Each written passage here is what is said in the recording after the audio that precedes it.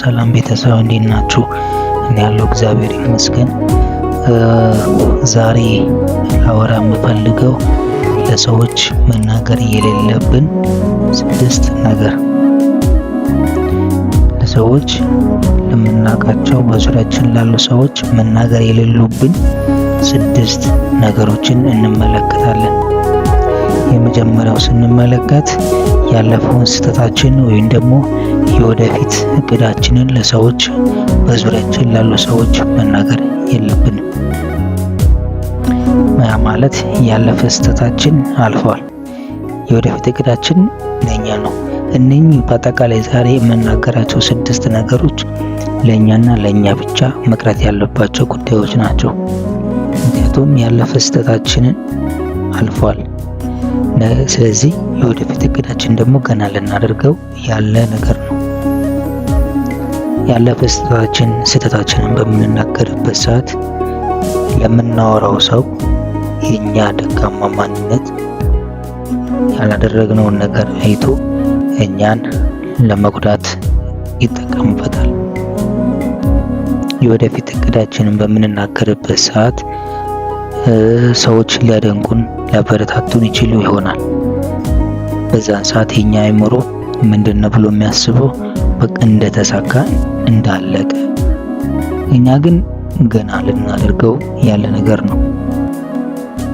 አእምሯችን ላይ ያለ ነገር ነው፣ እቅድ ነው ያለው። ያን እቅድ ደግሞ እኛ ውስጥ ነው መቅረት ያለበት። ሰርተን መሬት ላይ ማዋል ነው ያለብን፣ ማሳየት ነው ያለብን እንጂ ከማድረጋችን በፊት መሬት ላይ ከመውረዱ በፊት ለሰዎች በምንናገርበት ሰዓት ላይ ያ ነገር አእምሯችን እንደተሳካና እንዳለቀ ሆኖ ነው የሚታየው። ስለዚህ ያ ነገር ከመናገር መቆጠብ አለብን ማለት ነው። ሌላው ሁለተኛ ስንመለከት ስላዘንበት እና ስለተቸገርነው ነገር መናገር የለብንም።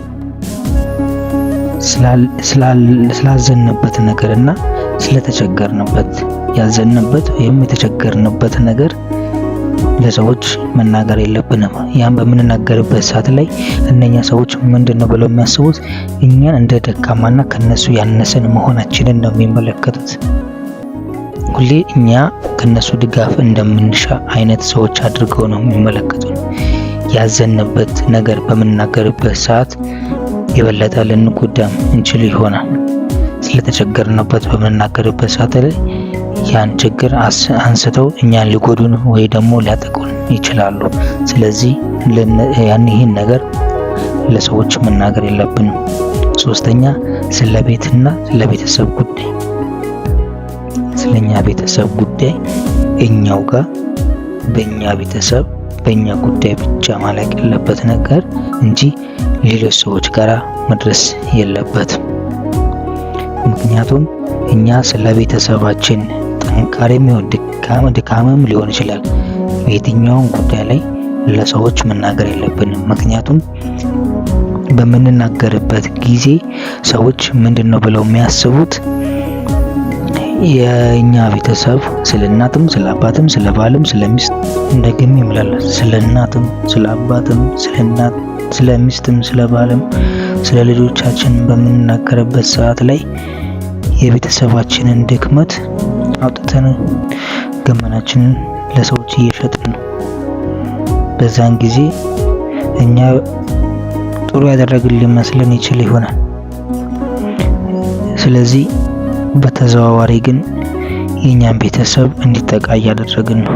ደካማ መሆናቸውን እያሳወቅን እየነገርናቸው ነው።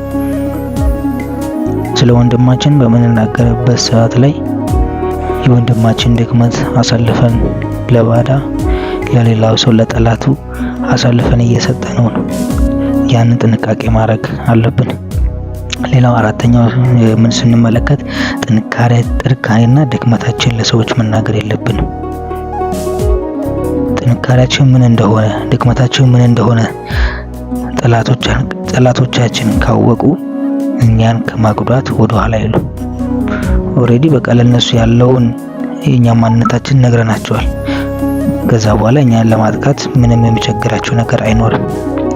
ሌላው አምስተኛው ስንመለከት ገቢያችንና ተቀማጭ ገንዘባችንን ማስቀመጥ የለብንም።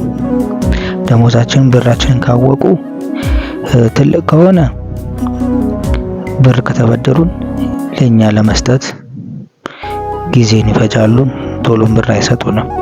ገቢያችን ትንሽ ከሆነ ለኛ ብር አይሰጡም፣ ደሞዛቸው ትንሽ ነው ብለው ብራችንን አይመልስም በሚል ግምት ውስጥ ስለሚያስገቡ። ስድስተኛውና የመጨረሻው ማን ወዳጅና ማን ጠላት እንደሆነ መናገር የለብንም። ጠላታችን እከሌ ነው ብለን ካሰብን ወዳጃችን በሚጣላን ጊዜ ከጠላታችን ጋር አብሮ እኛን ሊያጠቃ ይችላል። ወዳጃችን አብዝተን ለጠላታችን በምናገርበት ሰዓት ላይ ጠላታችን እኛ ድክመት ወዳጃችን ስለሆነ ከወዳጃችን መረጃ ተቀብሎ እኛን ሊያጠቃን ስለሚችል ጥንቃቄ እናድርግ ለማለት ነው። አመሰግናለሁ። መልካም ጊዜ ይሁንላችሁ።